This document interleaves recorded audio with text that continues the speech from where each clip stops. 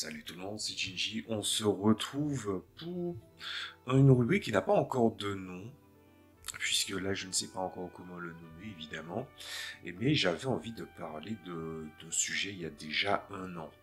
En fait, ça remonte un peu à la vidéo que j'avais vue, que je vous conseille de voir d'ailleurs avant de poursuivre. Je vous conseille de voir la vidéo du joueur du grenier de JDG sur la vidéo de Daikatana qui raconte l'histoire du créateur justement de Daikatana et voilà de Ito Studio je crois. Et ça avait une bonne morale à la fin malheureusement. Bon, c'était un spécial Noël, fallait mettre une morale un peu déprimante, mais malheureusement la véritable morale qui aurait eu à retenir de Daikatana, ou même de l'auteur de Daikatana, est passée à la trappe. Et du coup j'avais envie de vous en parler, donc vraiment allez voir la vidéo avant, puisque je vais essayer d'aller au bout, pas de cette vidéo, puisque c'est clairement pas dans ma spécialité de compléter ce que disent les autres, mais plutôt de retenir ce qui a été dit là-bas et d'essayer de l'extrapoler avec mon expérience. Donc, allez, c'est parti.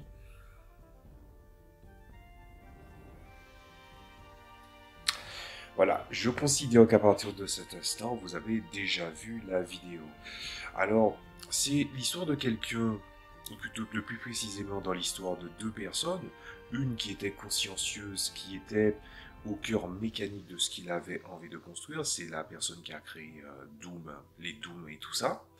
Et de l'autre côté, tu as une personne qui est rêveuse, celle qui a fait Daikatana, celle qui avait des rêves plein la tête, celui qui était pétri d'inspiration et qui se disait créatif.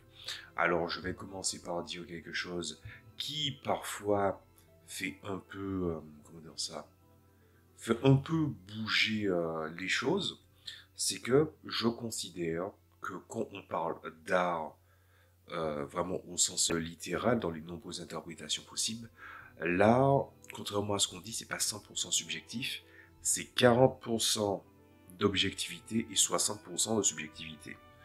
D'aucuns diront que 60% c'est quand même beaucoup de subjectivité et du coup ça ne changerait peut-être pas grand chose. Mais en vrai, les 40% ce sont des 40% très solides, ce ne sont jamais que des proportions dans ce qui se retrouve à chaque fois. Et si cette base elle est fertile, si on doit faire une image, la terre fertile serait les 40% et les fleurs et les plantes qui arriveraient à s'épanouir seraient les 60%, tout en sachant la forme que la plante prendrait. La véritable morale derrière l'histoire de Daikatana, et je pense que c'est une mise en garde contre n'importe quelle personne qui se représente ou qui s'identifie en tant que personne créative, c'est qu'avec des idées, on n'est pas sûr de garantir pas seulement un succès, parce que évidemment le succès dépend énormément de variables, mais de produire quelque chose qui est viable, qui est réussi et qui est de bonne qualité. Me semble-t-il que c'était il y a quelques mois de ça dans une interview, je crois que c'est Alexandre Astier qui en avait parlé, et il avait mis touché du doigt quelque chose concernant les idées on peut tous en avoir, on peut tous les générer, mais malheureusement ça n'est pas suffisant pour pouvoir arriver au bout d'une ambition, plus précisément l'ambition de ses moyens. Car si on se rapporte à l'ambition de ses moyens, évidemment ça nous arrivait tous de souhaiter des choses qu'on ne voulait pas vraiment au final, ou encore de vouloir construire quelque chose sans avoir établi le process pour pouvoir y arriver. Je vous donne un exemple. C'était il y a quelques années, vous aviez, pour ceux qui connaissaient ma chaîne depuis déjà quelques années, vous avez vu le fameux joueur Jean, hein, Josué, qui était là. Et ça me rappelle un peu un jour où il m'a demandé de l'aide pour un magazine, ou plutôt c'est quelqu'un qui lui a demandé de l'aide pour un magazine, et lui, il était venu me voir. Et ce qui s'était passé, c'est que je lui ai dit, bon, ok, apparemment, tu veux aider telle personne à faire le magazine. Et puis après, il me dit, oui, ça serait bien de faire un magazine, je ne vais pas parler du sujet, puisque encore une fois, même si c'est une idée inventée, tout ça, il n'y a pas de souci. Mais après, je me suis dit, ok, d'accord, mais c'est quoi ton expertise là-dessus? mis à part la mise en page, mis à part les compétences que je savais qu'il avait, que j'avais aussi, et que l'autre personne avait. Et puis après, je me suis dit, il fallait ça. Est-ce que tu as fait ça? Est-ce que tu as fait ça? Est-ce que tu as cherché sur ça? Est-ce que tu as regardé des choses dans cette catégorie-là? Rien n'avait été fait. Ce qui est important dans cet exemple que je vous donne là, c'est pas ce qui a été fait, puisque là, ça serait à charge, ça serait que des personnes veulent arriver à un certain résultat, plutôt que... En fait, certaines veulent arriver à un certain résultat sans avoir à construire le process qu'il y a autour. L'idée, c'est l'œuf. L'idée, c'est l'embryon. Euh, l'idée, c'est la graine, si vous voyez ce que je veux dire. C'est vraiment cette chose de tous les possibles. C'est celle qui n'a pas encore pris forme, celle qui n'a pas encore subi le poids du monde, celle qui n'a pas encore subi le poids des ambitions, celle qui n'a pas subi cette espèce d'objectivité qu'il faudrait pour qu'il se construise, pas l'objectivité d'autrui, mais l'objectivité de la personne qui l'a créé pour pouvoir lui donner forme. De la même façon que aussi la capacité que la personne a à entretenir cette graine et à la faire pousser, c'est aussi la capacité à essayer de faire en sorte que ce que les gens considèrent comme factuel, tout comme subjectif, finisse par être repoussé, puisque quand il s'agira de créer dans une espèce de grande frontière un peu grossière entre tout ce qui est générique et tout ce qui est original, dans un cas ou dans l'autre, il y a des choses qui peuvent être dites qui sont potentiellement destructeurs. Donc savoir se prévenir de ça. La morale derrière Daikatana, c'est qu'on a beau se dire créatif, on a beau connaître énormément de choses, on prétend connaître le sujet, il n'en demeure pas moins que tout ce qui est artistique et tout ce qui est créatif a 40% d'objectivité et 60% de subjectivité. Pour revenir justement à cette idée de comment je pourrais illustrer ça, je vais faire apparaître un truc là, voilà. Eh ben, par exemple là, ce que je vais vous dire, ce que je vous présente là, eh bien en fait, je vais vous dire que c'est du fauvisme. Et vous, vous allez me dire, c'est du bullshit. Pourquoi?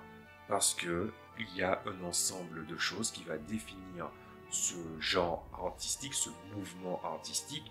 Voilà un certain ensemble de codes qui s'est formé par la main et les ambitions de certains hommes qui ont persisté dans le temps, et il y a eu une répétition de cette méthode, de cette approche, de ce process, tout en apportant aussi la sensibilité de son auteur. 40% d'objectivité, c'est-à-dire la consolidation des règles, et ensuite, il y a la subjectivité, il y a l'observation qu'on peut avoir de la nature, mais aussi le regard qu'on a sur cette nature et essayer d'en extraire certains codes pour pouvoir le construire. Par exemple, dans le fauvisme, c'est la gestion des températures par la couleur. Donc voilà, j'avais vraiment envie de vous parler de ça, puisque combien de personnes ont déjà eu des bonnes idées, je dis ça surtout parce que j'ai évolué dans un milieu créatif, combien de personnes ont eu de bonnes idées, soi-disant, mais qui n'avaient pas envie de la partager, de la confronter, de vraiment la mettre, de vraiment en discuter, parce que ils se disent que peut-être qu'on va la prendre, peut-être qu'on va lui piquer, tout ça.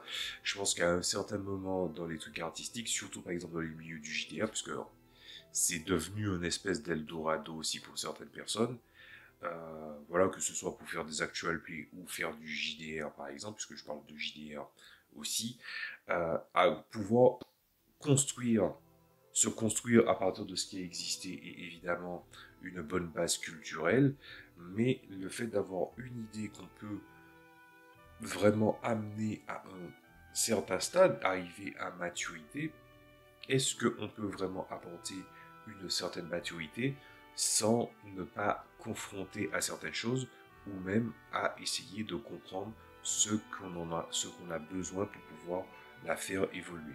Et je crois que la dernière partie, ça serait sans doute ça, c'est-à-dire que je parle souvent de ça et je vais reporter un petit peu tout ça, surtout pour ceux qui arrivent. Je dis très souvent qu'il y a une différence entre l'inspiration et le pompage. Malheureusement, c'est pas moi qui ai inventé cette définition, c'est la véritable définition de l'inspiration.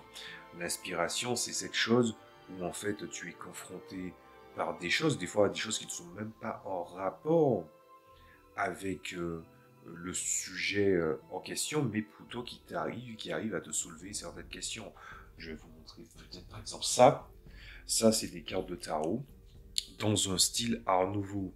Donc, par exemple, les cartes de tarot, chacun faisait ce qu'il voulait avec. Par exemple, certains font de la divination, certains jouent ou développent des jeux de cartes. Et du coup, essayer d'y apporter une touche graphique de l'art nouveau peut juste être considéré de manière cynique comme une transmission d'une identité graphique dans les cartes, mais peut-être aussi que c'est un exercice que ça a été pour la personne à un certain moment de sa création et a fini par être une concrétisation et un objet qui a quand même un rendu final assez intéressant. Voilà. Donc, au travers du regard entre le pompage, qui est jamais que reprendre les choses sans vraiment les distiller, et l'inspiration qui, justement, est forcément une distillation parce qu'elle ne vient pas systématiquement du sujet en tant que tel.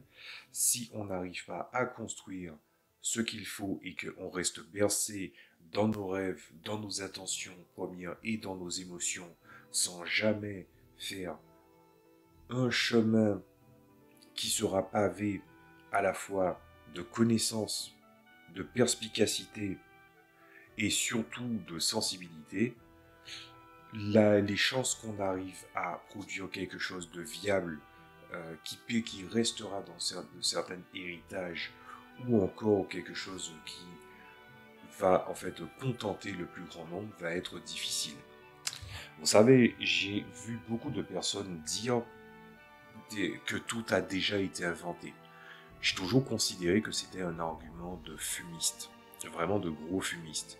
Si c'était le cas, je pense que les gens arrêteraient de créer, je pense que les gens arrêteraient de développer de nouvelles choses, on ne serait plus surpris.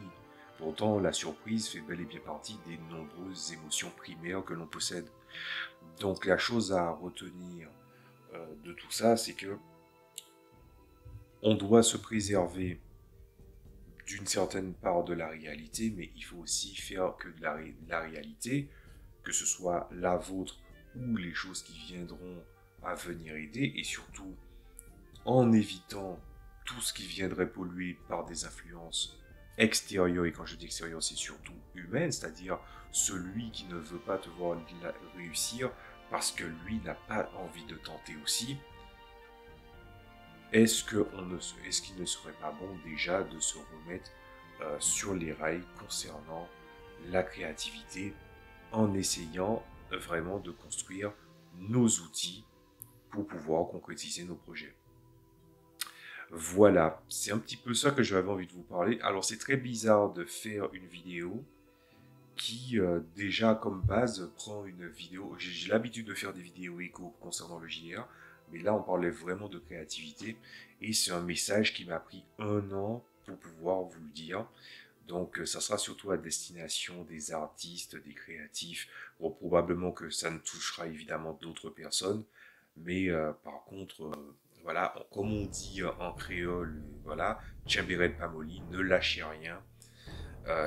Déjà, ça sera la première leçon à garder pour tout ça. Donc voilà, c'était sur le sujet de la créativité, comme c'est un petit peu le cercle, mon cercle d'intérêt, la créativité, ben voilà, c'est tout ce que j'avais à dire. Je trouverai un nom pour la rubrique à un moment, mais pour l'instant, si le message est passé, il est passé. Je vous dis à la prochaine fois pour d'autres vidéos, va savoir laquelle. Voilà, n'hésitez pas à laisser des appréciations, à faire des commentaires, à me dire ce que vous en pensez. Si vous avez des questions qui sont en rapport avec tout ce qui est créativité ou même sur des rubriques que j'ai déjà traitées, n'hésitez pas à le faire.